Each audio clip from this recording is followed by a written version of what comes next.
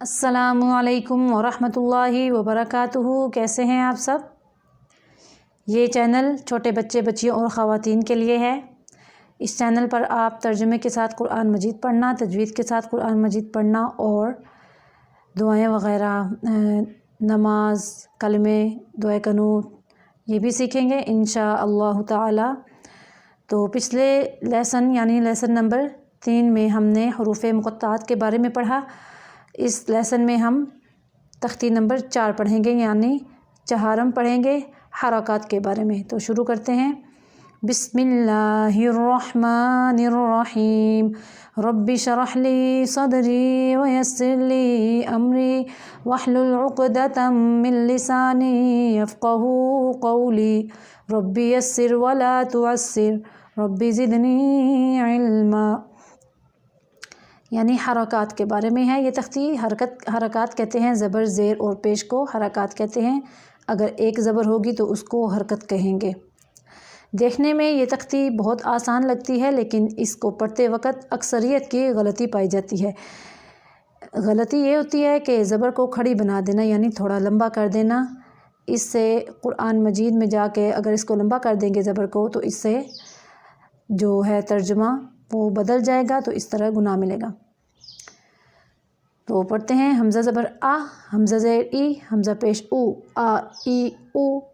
इसकी लंबाई 1 सेकंड जितनी है, यानी आसान तरीके से देखा जाए तो जितनी देर एक उंगली को खड़ा करने में लगती है इतनी इसकी लंबाई है।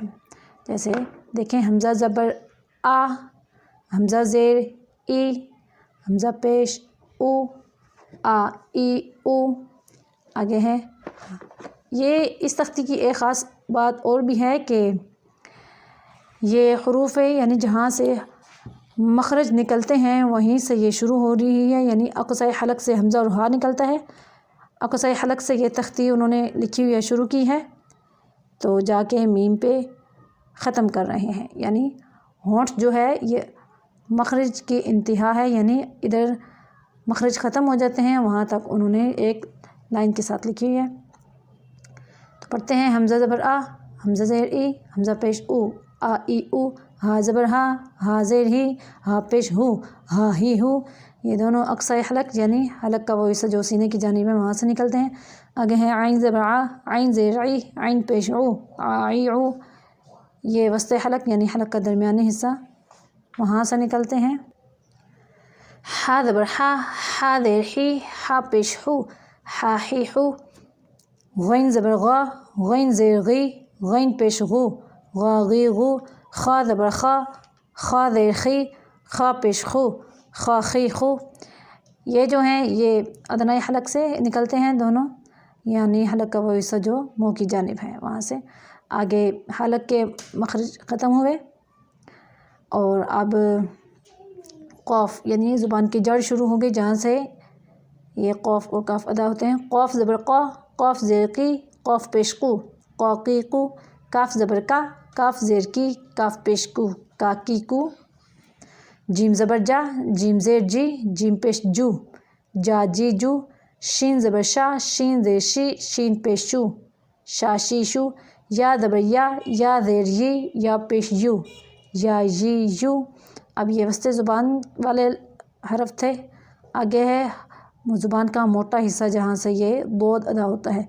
दौद ज़बर दौ, दौद ज़ेर दी, दौद पेश दू, दौ दी दू।